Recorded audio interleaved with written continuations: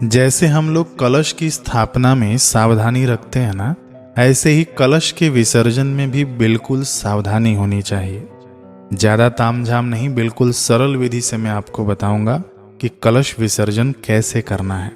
यदि आपने प्रथम दिन कलश स्थापित किया है तो आपको पूर्ण नवमी तक कलश रखना चाहिए। भले ही आप अष्टमी को कन्या भोजन क्यों न करा रहे हों, नवमी को क्यों न करा रहे हों, नवमी को बिल्कुल आप हवन करवाइए, अष्टमी को हवन करवाइए, कन्या पूजन करवाइए, लेकिन कलश आपको 9 दिन तक रखना होता है। वैसे ही पर्व का नाम है नवरात्रि, तो इसमें 9 दिन और 9 रात्रियों के पूर्ण अनुष्ठान होने चाहिए। ऐसा नहीं कि 8वें दिन ही आपने कलश हटा दिया। इसलिए मैं कहूँगा कि कलश नवमी तक रखना और 10वीं तिथि में कलश विसर्जन करना।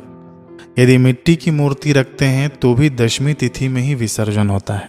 तो कलश विसर्जन का शुभ मुहूर्त क्या है, ध्यान से सुनिए।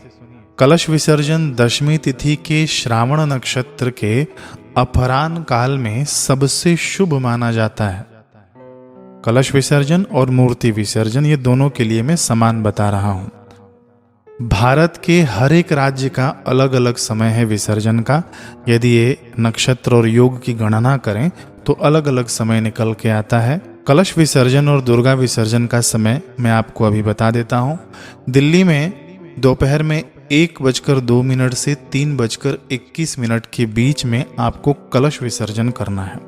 महाराष्ट्र में 1:35 से 3:56 तक, उत्तर प्रदेश में 1:02 से 3:21 तक, बिहार में 12:45 से 3:05 तक, राजस्थान में 1:23 से 3:42 तक, पंजाब में 1:18 से 3:36 तक, मध्य प्रदेश में 1:17 से 3:37 तक, छत्तीसगढ़ में 1 बजे से 3:21 तक, जम्मू में 1:25 से 3:43 तक, बंगाल में 12:33 से 2:53 तक, कर्नाटक में 1:17 से 3:40 तक और गुजरात में 1:36 से 3:56 तक। इसी समय के बीच में आपको कलश विसर्जन करना है।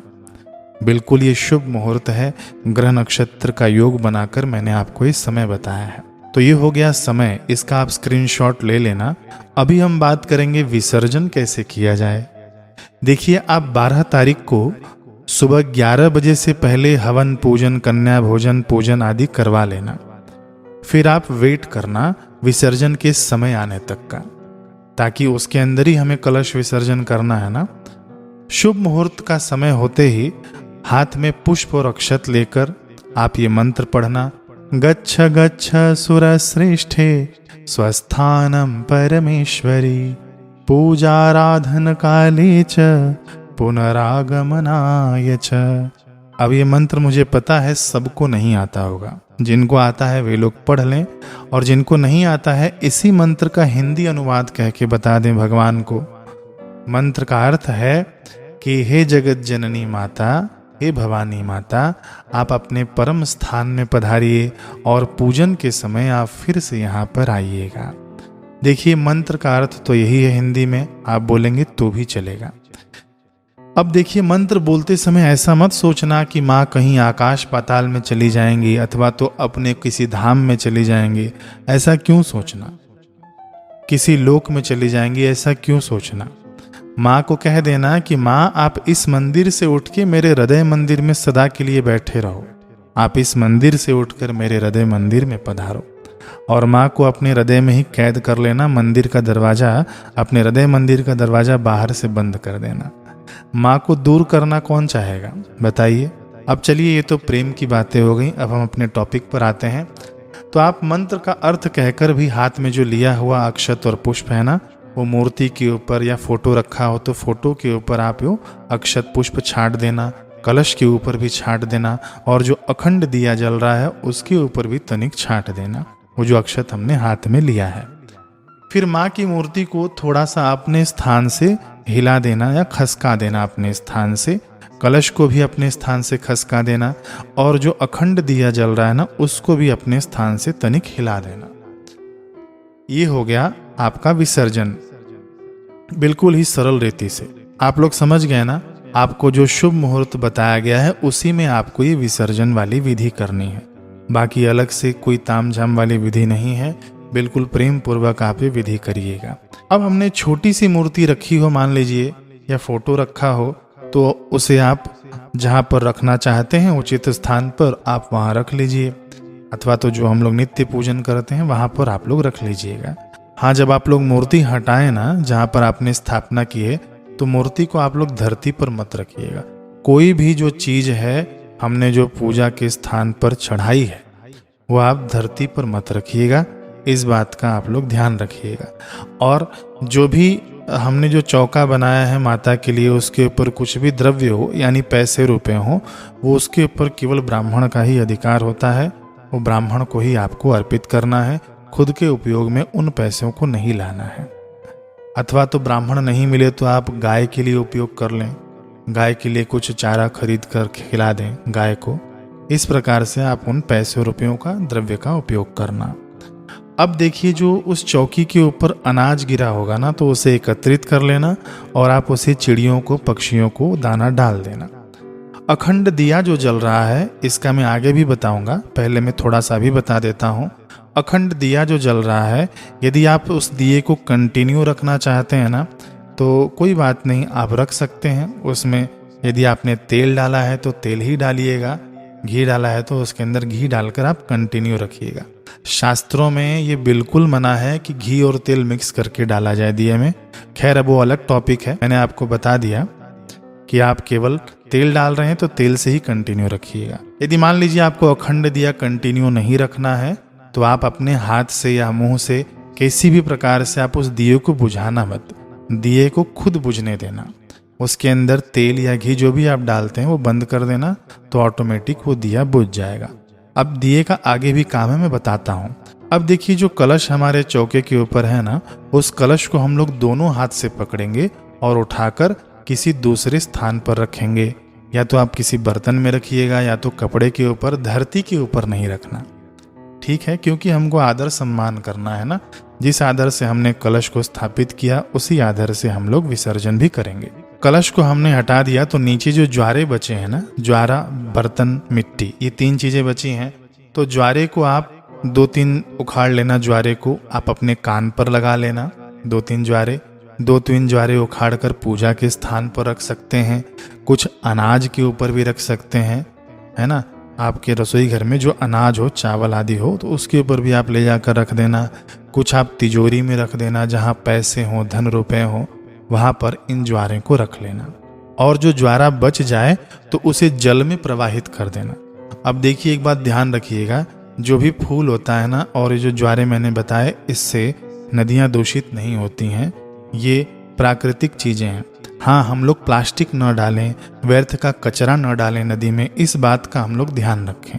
नदी या तालाब में हम प्रकृति को विकृति की ओर न ले जाएं, प्रकृति की सुरक्षा हमारी सुरक्षा है, इस बात का हम लोग ध्यान रखें। अब देखिए, जो मिट्टी जो बच जाएगी ना, ज्वारे वाली मिट्टी, उसे आप किसी अच्छे गार्डन में जहाँ पर पैर न लगे पहले, अथवा तो खोद के उसे डाल देना, अथवा तो गमले में आप उपयोग करना चाहें इस मिट्टी का तो उपयोग कर सकते हैं। या तो कहीं ऐसी जगह डालना जहाँ पर पैर अभी न पड़े कुछ दिनों तक। जो पात्र हमने रखा है जिसमें ज्वारे उगे हैं, यदि वो किसी धातु का है तो आप उसे धो मांज कर रख लेना, अगली बारी से उपयोग में ले लेना। यदि मिट्टी का है तो उस मिट्टी को हम लोग दोबारा उपयोग नहीं कर सकते, मिट्टी के बर्तन को। तो उस बर्तन में आप पानी भर के छत पर रख सकते हैं, चिड़िया उससे पानी पिएगी, इससे आपकी सेवा भी हो जाएगी। अथवा तो जहाँ भी आप उसका उपयोग करना चाहें, केवल पूजा में उपयोग नहीं करना है, बाकी आप जहाँ उपयोग करना चाहें उपयोग कर सकते हैं। अब जो कलश हमने उठाकर दूसरी जगह रखा ना, दोनों हाथ से उठाकर हमने रखा था, तो उसके ऊपर हमने पूर्ण पात्र रखा होगा। पूर्ण पात्र क्या होता है? एक प्लेट होगा, उसके अंदर अनाज भरा होगा और उसके ऊपर नारियल रखा होगा। तो पूर्ण पात्र सहित नारियल को आप उठा लेना और अलग रखना, ये भी धरती पर नहीं रखना है, इसे ध्यान देना। फिर क्या करना है आपको, यदि नारियल के ऊपर लाल कपड़ा लपेटा हुआ है या चुनरी लपेटी हुई है, तो ये आप पूजा में उपयोग करना चाहते हैं चुनरी तो उपयोग कर सकते हैं, अथवा तो किसी ब्राह्मण को मंदिर में आप ये दान कर देना, लाल कपड़ा भी। अब जो नारियल है उसे जो घर में बुजुर्ग महिला हो वो अपना आंचल फैलाए और उसके अंदर नारियल आपको दे देना है प्रसाद रूप में। ये लक्ष्मी जी का प्रतीक है नारियल, इसीलिए इसे श्रीफल कहते हैं। ठीक है, इसको फोड़ कर नहीं खाना चाहिए। ये 9 दिनों तक रिचार्ज हुआ नारियल है। जो दैविक आभा, जो दैवी प्रकृति है वो इसके ऊपर आकर केंद्रित हुई है। तो इसको यदि आप फोड़ कर खा लेंगे तो आपके हाथ कुछ नहीं लगेगा, आप रीते के रीते रह जाएंगे। तो आप क्या करना कि इस नारियल को लाल कपड़े में बांध कर घर के उत्तर पूर्व दिशा में इसे लटका सकते हैं, यानी ईशान कोण में आप इसे लटका सकते हैं। यदि ये नहीं कर सकते तो आप इसे लाल कपड़े में लपेट कर, जो कपड़ा आपने यूज किया होगा ना कलश के ऊपर लपेट कर, उसी कपड़े को आप उपयोग कर सकते हैं। उसी कपड़े से लपेट कर आप तिजोरी में रख लेना, तिजोरी में भी रख सकते हैं, अथवा तो पूजा के स्थान पर रखना। यदि तिजोरी में पहले से नारियल हो अथवा तो हमने पहले से घर में कोई नारियल लटका रखा हो तो उस पुराने नारियल को उठाकर आप जल प्रवाहित कर देना और इस नए वाले नारियल को आप लोग रख लेना। इतना आ गया ना आपको बात समझ में। कई लोग फोड़ कर खा जाते हैं, अष्टमी को ही कई लोग फोड़ देते हैं, नवमी को ही कई लोग फोड़ देते हैं। इससे क्या मिल जाएगा? इसका आप उपयोग कीजिए। ये रिचार्ज किया हुआ नारियल है। कलश में समस्त देवी देवताओं का वास होता है और ये श्री का प्रतीक है, लक्ष्मी जी का प्रतीक है। ये नारियल आपके घर में रहेगा तो घर में उत्तर बढ़ोतरी होती रहेगी आपकी। यदि आप इतना भी नहीं कर सकते हैं कि आपको नारियल घर में नहीं रखना है तो कोई बात नहीं, आप इसे मंदिर में दान कर दीजिएगा अथवा तो इसका जल प्रवाह कर दीजिएगा, लेकिन फोड़िएगा मत। ये मेरा आग्रह है, बताना मेरा काम है, बाकी आपकी मर्जी। अब देखिए, जो नारियल के ऊपर कलावा लपेटा होगा, यदि आप घर पे रख रहे हैं तो आप उसके साथ ही आप रख सकते हैं। जो कलश के ऊपर जो कलावा लपेटा होगा उस कलश के ऊपर भी कलावा आप बंधे रहने दीजिएगा। देखिए, उसे खोलिएगा नहीं। अब जो कलश के अंदर जो पानी है और उसके अंदर आम का पत्ता होगा या अशोक का पत्ता होगा तो उस पत्ते से आप संपूर्ण घर में आप जल छिड़क दीजिएगा। जो जल बचा है ना कलश में, उसकी बात मैं कर रहा हूँ, उसी पत्ते से वह जल आपको पूरे घर भर में छिड़कना है। अब जो जल बच जाए उसका क्या करें? जो जल बच जाए उसे आप तुलसी माता में दे दीजिएगा अथवा तो पीपल देवता में आप इसे चढ़ा दीजिएगा। देखिएगा, रविवार नहीं होना चाहिए, बाकी आप लोग इसे चढ़ा सकते हैं। तुलसी में दान कर सकते हैं अथवा तो सूर्य भगवान को आप अर्घ दे सकते हैं। इस जल का सदुपयोग करिएगा पूजा पाठ में, व्यर्थ इसे नहीं फेंकना है। हाँ, जो पूर्ण पात्र में हमने जो अनाज रखा है यदि वह खराब नहीं हुआ हो तो अपने अन्य अनाज में उसे मिला देना। पूर्ण पात्र समझ रहे हैं ना आप लोग? नारियल जिसके ऊपर रखा गया था वो अनाज आपको अन्य अपने अनाज में थोड़ा थोड़ा आपको मिलाना है। बाकी जो अनाज बच जाए वो आपको पक्षियों को खिला देना है। अब जो कलश खाली हुआ, हमने जो जल छांट दिया ना अपने घर पे, और उस कलश को आप लोग अच्छी तरह से खाली कर लेना। देखना, यदि आपका कलश मिट्टी का आपने रखा है तो उस कलश को धूप में आप अच्छी तरह से सुखा देना। यदि कलश आपका किसी धातु का है तो उसे अच्छी तरह से पोंछ लेना और उसे भी सुखा लेना। फिर उस खाली कलश में आपको पूरा ऊपर तक अनाज भरना है, या तो चावल भर दें या तो गेहूं भर दें। मैं इसीलिए सुखाने के लिए कह रहा हूँ कि यदि आप अनाज भरेंगे ना, थोड़ा भी गीला रहेगा तो ये सड़ जाएगा। अच्छी तरह से सुखा लेना आप लोग धूप में, और इस कलश को भर के अनाज से इसके अंदर एक सिक्का डाल देना। और ये कलश आपके घर में जहाँ भी उत्तर दिशा पड़ता हो, इसे केवल ऐसे ही रख देना।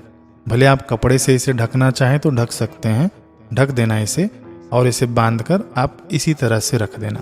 जब भी आपके घर में पूजा पाठ का आयोजन हो, कलश स्थापना जब आपको करना हो, तो आप इसी कलश को खाली करना, अनाज निकाल देना, सिक्का निकाल देना, और इसके अंदर जैसे कलश स्थापित करते हैं जल आदि डाल के, वैसे आप स्थापित कर देना। लेकिन आप ध्यान रखना कि मिट्टी वाले कलश का आपको दोबारा उपयोग नहीं करना है।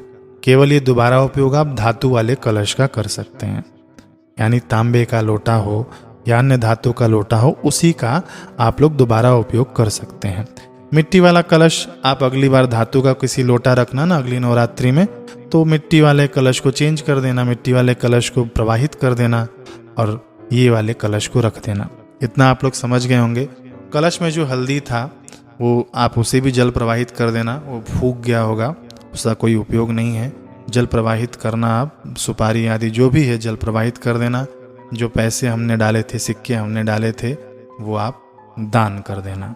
अब हमने सब कुछ हटा दिया टेबल से।